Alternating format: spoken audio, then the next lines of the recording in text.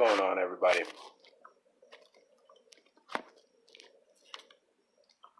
So right now, what I want to talk about, I'm going to jump right into it as I always do, or you'll come to understand that's how I do, is I want to talk about socializing and being how to socialize in this world, like how we're trained and the proper form that I understand, that I theorize socializing to have. And and then moving on from there. I don't know if you understood anything I just said there. I'm not trying to be an asshole. I'm just kind of making up words as I go along. So essentially, socialization is something that many of us value greatly. We want to be in groups. We want to be liked. We want to be accepted. And this is something that drives a lot of what we do in society. And it has pros and cons like anything. But the pros is that it drives you to be productive. It drives you to push beyond your own limits. The cons are that your motivation, a lot of your motivation comes from outside, and society can easily be engineered to value particular things that may not be in your personal best interest. And so if you're motivated by the outside, if you're motivated by outside sources, the majority of the time, then what you end up with is essentially you end up becoming a person that is so far removed from who you actually are and what you actually value. You become disconnected from your true self. And that's something that I've seen in socialization over the majority of my life, is that people become very disconnected from who they actually are through socialization. They're willing to give up who they actually are to fit in or to be liked or to be accepted. And this is where I want to make a distinction, because as human beings, we do want to connect with others, and it's on an emotional level, for our emotional needs. A baby literally dies if it does not get touch. So, and we've all been babies before, right? So, basically, if a baby needs that, if a baby needs connection and touch, imagine what an adult needs after decades of programming. So here we are. We have the emotional need for it, and then we have the very practical need for it, that if we have an agenda, we cannot advance that agenda without working with other people and without creating agreements with other people, whether they be on paper or whether they be unspoken, for us to move forward, to move our agenda forward, and for them to move their agenda forward. So there's a very biological pragmatism to connection, and then there's also an intellectual, societal pragmatism to connection. And so these things have to be acknowledged. However, I want to make a distinction. The cons that come from socialization come from, we socialize and want to connect with other people in order to compensate for the insecurities that we have been programmed with by our parents and by our upbringing. And that's basically the reason why many of us socialize. We want to go to that party because we want to be seen a certain way. And why do we want to be seen a certain way? Because we were seen the opposite way when we went through a traumatic situation, and that trauma is unresolved. And instead of dealing with that trauma, which is very painful, what we do is we try to cover it up by, if we go to that party and we talk to this person and we act like a person that we're not, then we become, then we'll be accepted. And when we're accepted, then that's when that insecurity will be filled. And I'm here to say that that's totally hogwash. And many of us make the mistake of looking for our self-worth in socializing with others. And while that can be a support of self-worth to a degree, it is not the source of self-worth. The thing about that socializing is, socialization is an expansion of your own self-image and your own self-worth. So you're not looking for your self-worth in a social gathering or in a social situation. It's simply being affirmed and expanded upon in your social situation. I'm saying a social situation that suits you. Now, being able to make the distinction between the two is really up to you, or up to a mentor or an authority figure that guides you through the process of understanding yourself. And it depends on how you want to go about doing that. But the reason why I'm doing this video is because today I was thinking about, lately the consciousness of like being more social and understanding social graces has been coming to me because I've been becoming more confident in my individuality and understanding what I like, what I don't like, and where I'm willing to stand and where I'm not willing to stand, and not just giving up my position just because someone else is standing there.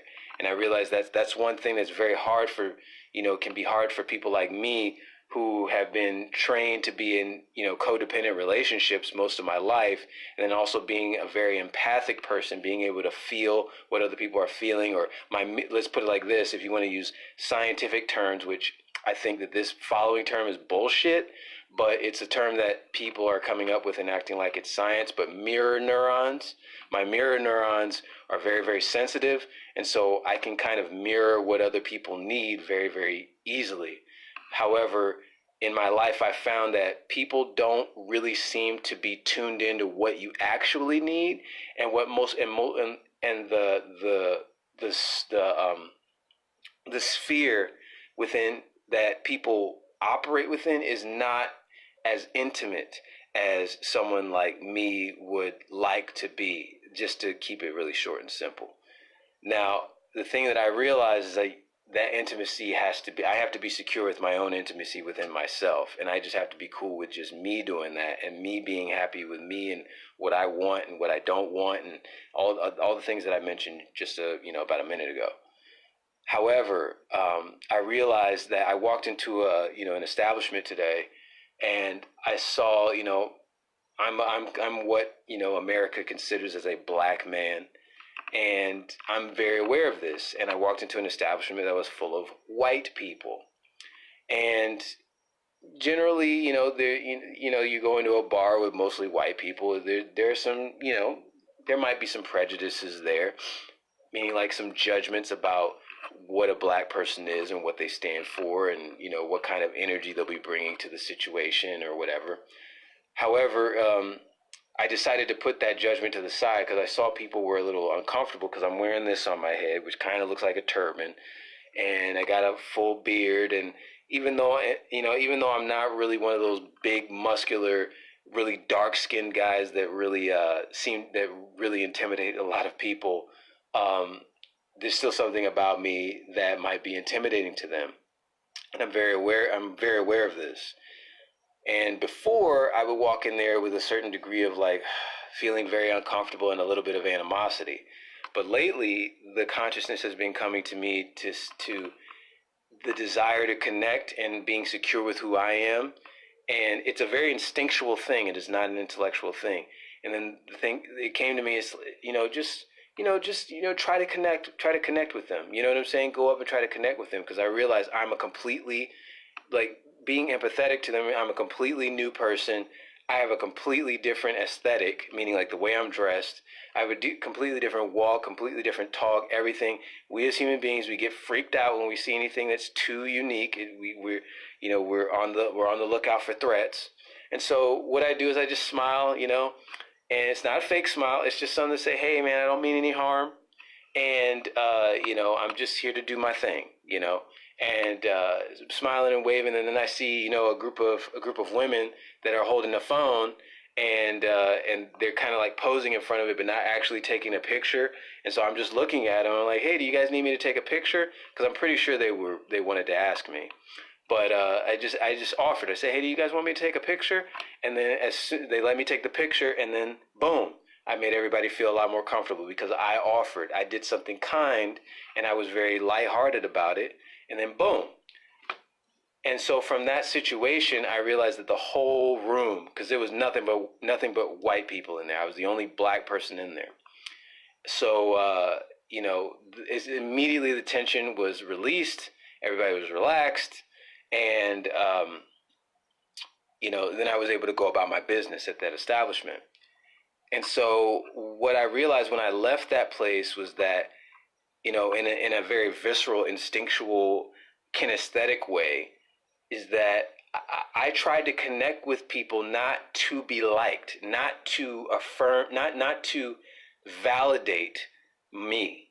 I try to connect with people to make it easier for them and for me to do our thing comfortably, because doing our things comfortably is very, very important.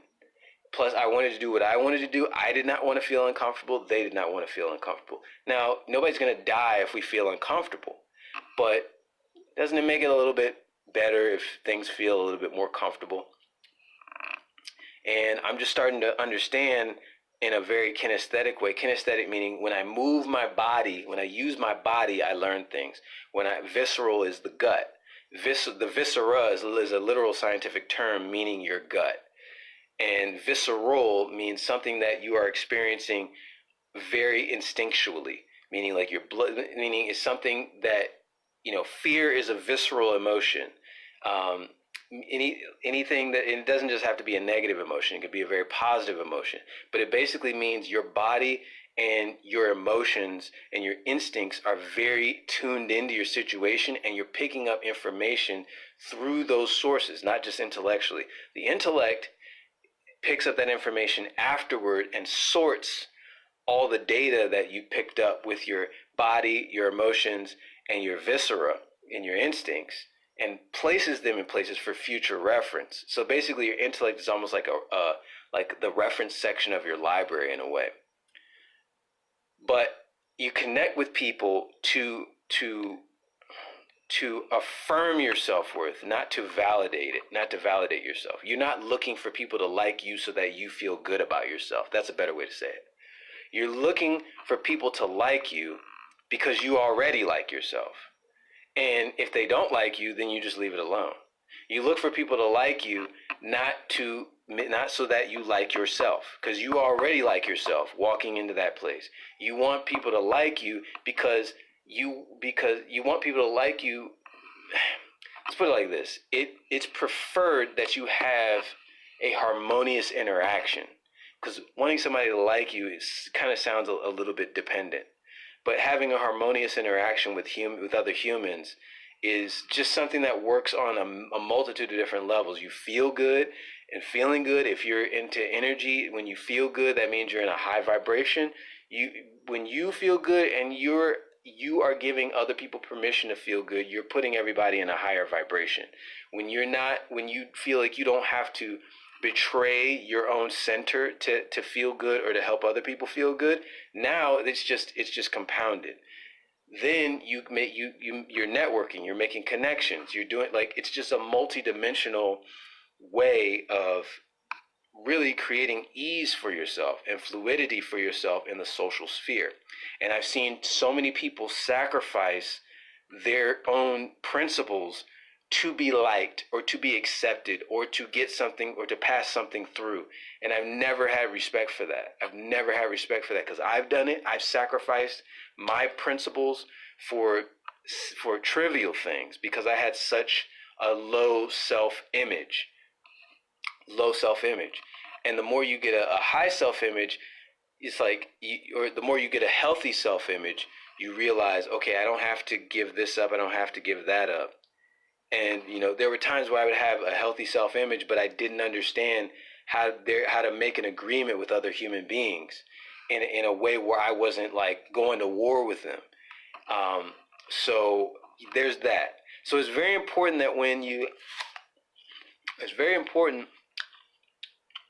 you socialize, you're not looking for people to like you so that you like yourself. You're looking to create a harmonious interaction as an expansion of the joy that you feel inside. But you're not dependent on that. Let's say you walk into a place and everybody's giving you the stink eye. Nobody likes you. No matter how much good energy or harmonious energy you're putting out, nobody likes you. Well, that could be due to two things. One, you really don't like anybody there and you're just not aware of it. Two, those people are just really stubborn. They don't want to like you. And that's when you just have to leave it alone. Either way, if you're not aware of your own inner animosity toward others, then either way you need to leave it alone. Either way. So that's pretty much my video on that. And when you like leave some notes in the comments, like this video, share this video with your friends. Like, let's start a discussion around this. What are your attitudes and ideas about socializing? What are the high points of socializing? What are the low points of socializing? What are some things you feel obligated to do? What are some things that you wish that you could do? And let's just let's make this into a discussion. Either way, I'm gonna still do me. You still gonna do you. But if we could create a link where we could both do what we need to do for ourselves, and still have a link between us, a harmonious link between us. That's the highest form of relationship, in my opinion. All right, you guys. Peace.